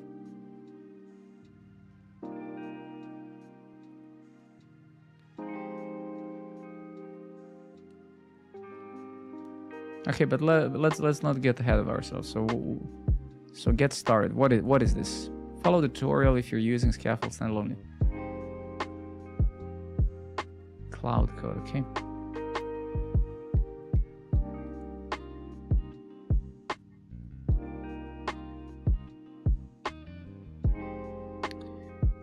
Exactly. I mean, look, it's I 100% agree with you. This is how I think about it, right? It's all about, I mean, I work, you know, I'm a tech lead, and probably my next role is going to be a CT or something. So unfortunately or fortunately, I have to think about ROI and COGS and everything. So that's where my obsession is, right? But it's not to be a smartass. I'm sure that you know it, but it's all about a function of time, right? And this is so simple. Then you have COGS, right? Cost of goods sold, right? Super important metric, right? And then of course you have the most basic one, return return on investment, right? And really, like, unless one is a junior and you are like, oh, I'm God, I can write code, these are really the only metrics all of us should be like obsessed by. How much time does this save me? And then how much hour of my time costs? How much time an hour I'm paid, right? So for example, I make around, let's say, 100,000 euros a year annually here in Europe, in Copenhagen, right? So if I would calculate my hourly rate, it would probably be pretty high. So something that's, I don't know what the hourly rate of mine is, but it's, I don't know. And then you calculate, right? How much is the time of your developers, of the people you're paying, versus doing anything, really. It's really that simple. Of course, so for example, on the GCP side, right, we're using Vertex AI. We're using data warehouse, right? BigQuery. That's technically almost impossible, but we're using, you know, Dataform. We're using Data Store, right? We're using so many things, right? Of course, like Cloud Run, yeah, screw that, right? That's just running our API. Postgres, yeah, you can find that managed or hosted in Kubernetes, sure. But then there's a lot of other services, you know, you get APG, or you get API Gateway, you get, I mean, you don't get anything, you pay for it, of course. But the point is, there's a lot of services which are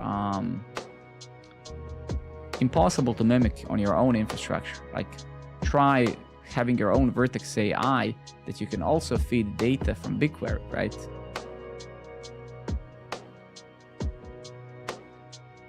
Of course, absolutely, right?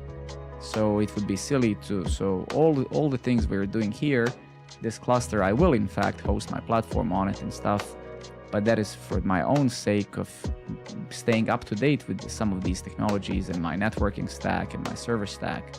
But if at one point in time my programmer network would become actually something that I see that it has potential, I would instantly just host it in the cloud and focus on building the product, right?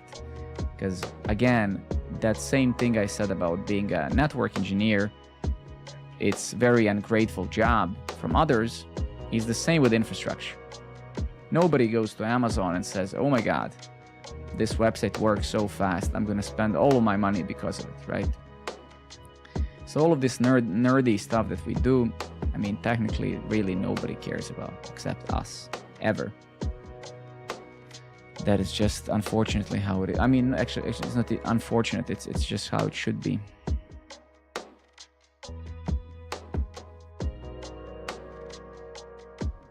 Yeah, this is amazing, man. Fuck, we should learn this. I should learn this. Maybe some of you already know.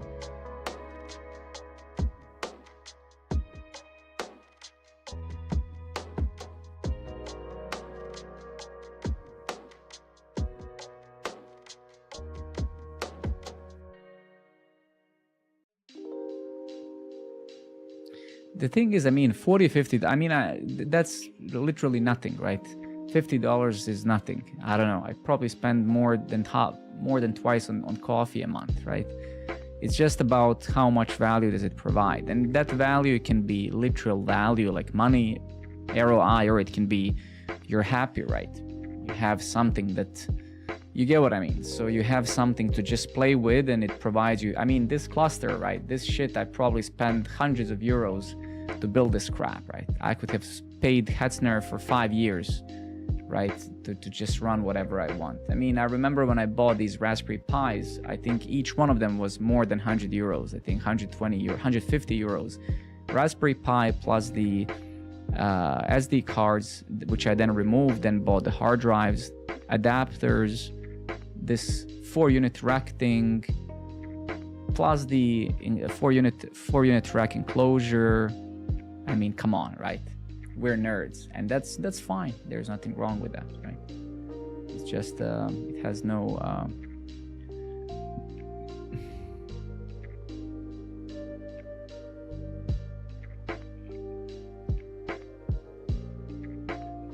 I don't know why these fucking political videos are thrown at me, man. I literally don't care I don't know why is YouTube pushing this crap. I never clicked on this shit.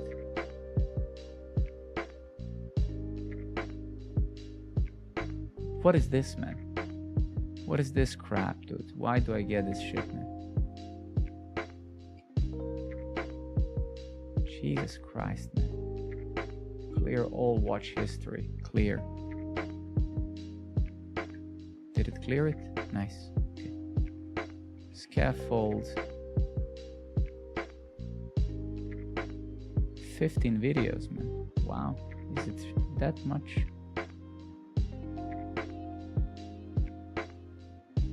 Scaffold K3S. Let's see.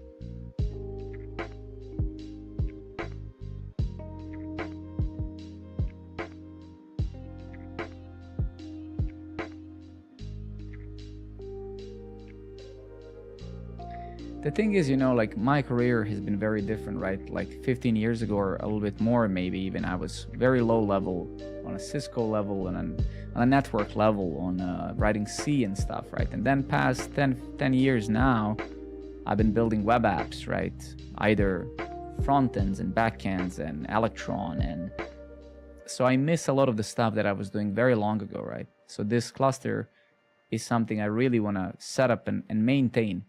Especially maintain, right? Because I miss a lot of the stuff that I was working with before, right? So it has all the value. I mean,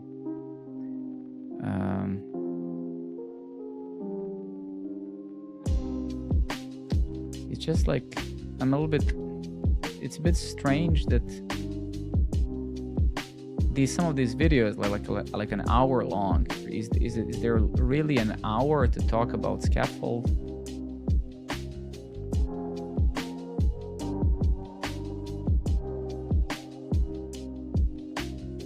I think I know this guy. I think I've seen this guy's video before.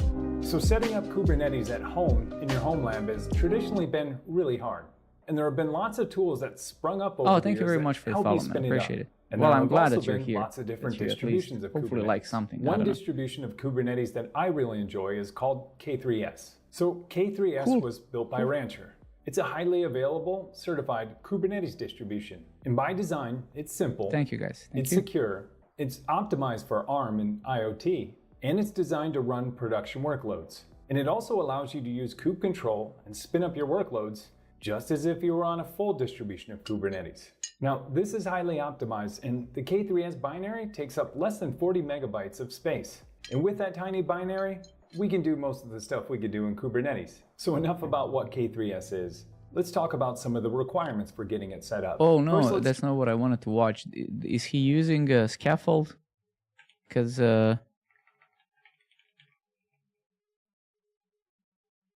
Scalar pods. No, she's not. Okay, fuck it. I'm sorry. I mean, he's a great guy. I just, it's not the... I just need this.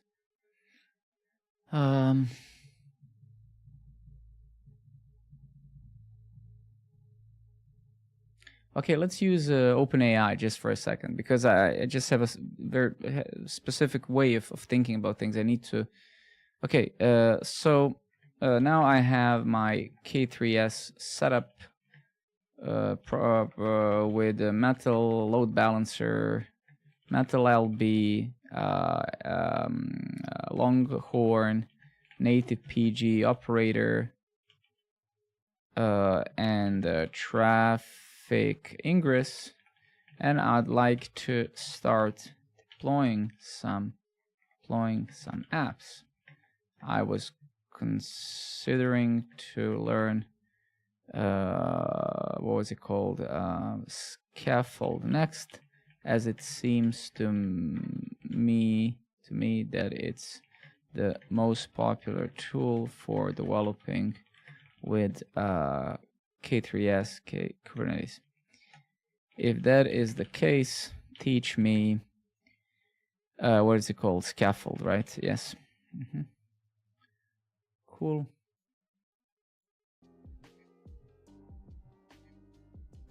This UI is called LobeChat because I'm not paying for ChatGPT, I'm paying for OpenAI key. So I'm paying by usage, right? So for example, you can see my usage here. I think I've spent like $20 this month or something, maybe a little bit more, $20, $30, yeah. But I'm using it a lot. Keep in mind, you would not be able to use it this much if you're paying fixed price for ChatGPT. So you pay for your own API, OpenAI key, and then you set up the LoB chat, you host it yourself. You can see that I hosted it on my own domain, programmer.network, right? Okay, you're making great progress. Using Scaffold is indeed a good next step. It simplifies and streamlines the development workflow for Kubernetes, making it especially useful for iteratively developing, testing, and deploying your application. Nice. Scaffold is a command line tool by Google. My pleasure, man, of course. Scaffold is a command line by Google. It facilitates continuous deployment for Kubernetes. It automates the tasks, building container images, very nice. Deploying workloads to Kubernetes, super nice. Streaming application logs. Automatically rebuilding containers and redeploying your app when you make changes. I'm not worried about that. I hope that we're not rebuilding the image every single time, but we'll see. Install Scaffold, okay, on Mac OS, okay.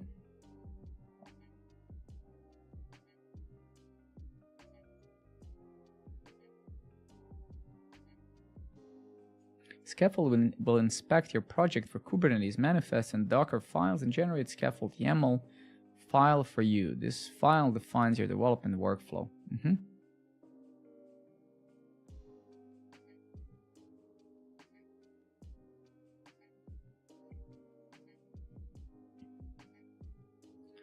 Specifies each image you want Scaffold to manage. Here my app image is built using the Docker file.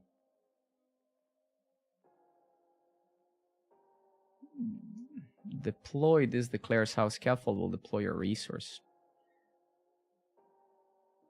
Oh, I see. Okay, cool. Scaffold main power is enabling fast feedback during development while deploying changes automatically.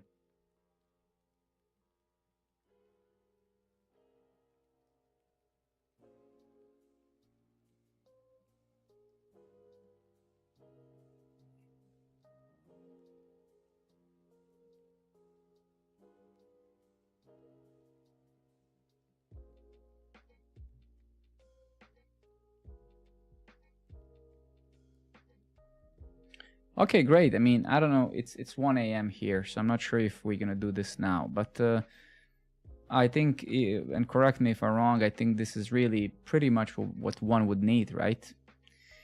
Because the thing is, I have pretty awesome infrastructure now for Programmer Network, and actually, to be honest, it's probably more than sufficient. I can show it to you.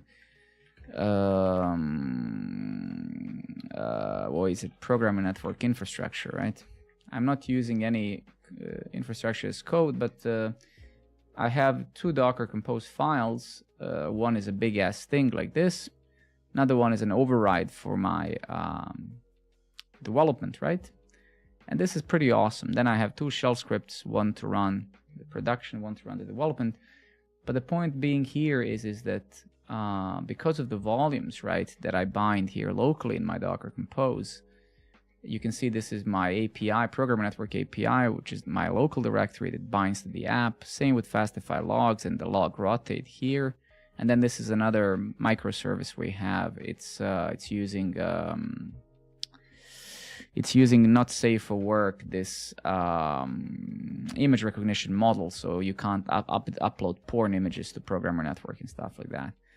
So this is basically what I want to mimic in a way with Kubernetes now. I want to be able to develop my services locally as like opened in my VS Code or Vim or whatever, but then see them kind of propagate through the infrastructure, because I want to make sure that it's both environments differ, preferably like minimum or not at all. So production and development should be ideally identical, right? And with that said, I think this scaffold thing seems reasonable. The only difference seems to be that it's actually deploying these containers whenever you save, I guess. At least that's what it says, which is a little bit scary to me. Build your container images. So I don't know, we'll see.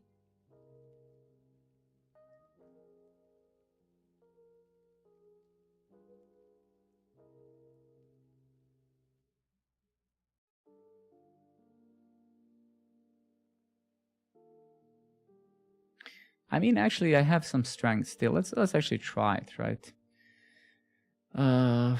Let's actually try it. Actually, yeah, fuck it. Let's just give it a shot. So standalone installing scaffold, Linux, yeah, curl for Linux x86, yeah, ARM, MD64, ARM.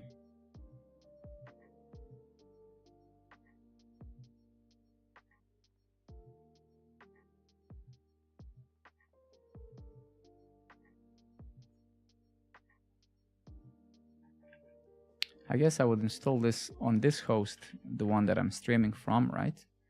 So let's give it a shot.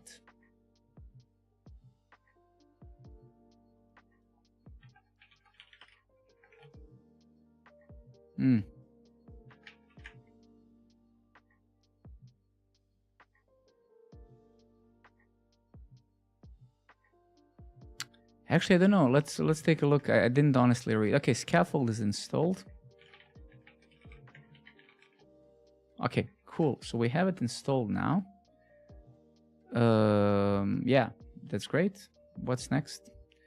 So I guess quick start, I suppose. Yeah.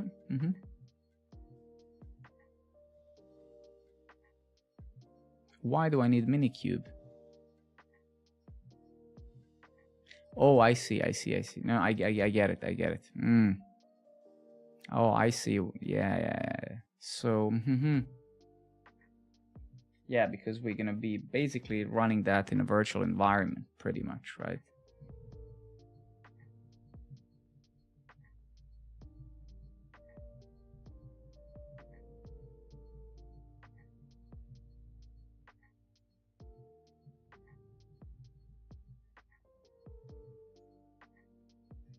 I mean, let's just follow. I mean, I trust these guys; they're experts, so let's just do that. That's what it is.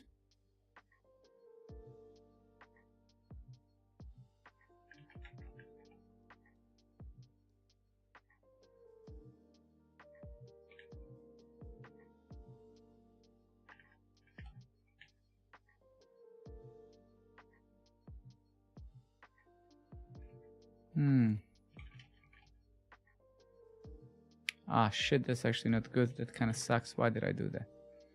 That's not what I meant to do, at least. That was wrong.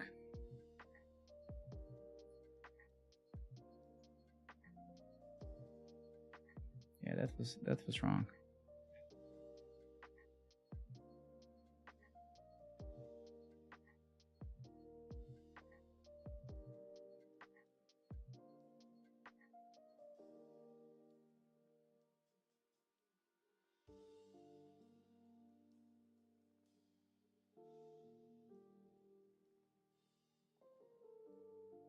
All right, fuck it. Let's let me give me a second.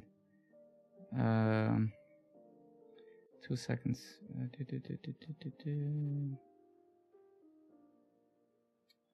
Yeah, let's maybe yeah, it's 1 a.m. Let's maybe round it up, fellas. It's very late in here. I guess many of you are here from Europe as well. So let's maybe just round up. It's really good to meet a few of you guys, to have a nice chat with you. I hope you will have time to come around sometimes again, and yeah, just help out and hopefully learn something alongside with me as well. Tomorrow I'll definitely stream, and after tomorrow it's the weekend. Nice, man, cool. There's going to be a different variety of content because I'm also building that product, so it's sometimes it might not be according to everybody's thing, but it's a good variety of various things. It's really and totally pure end-to-end from one low level to another very high level of things in the browser and stuff. So I think it's going to be interesting. But yeah, thank you guys. Thank you very much. I wish you a good night, good day, wherever you are. Craft, thank you as well for being here. And I'll catch you guys up tomorrow if you're around. Until then, cheers. Have a good one, everybody. Bye.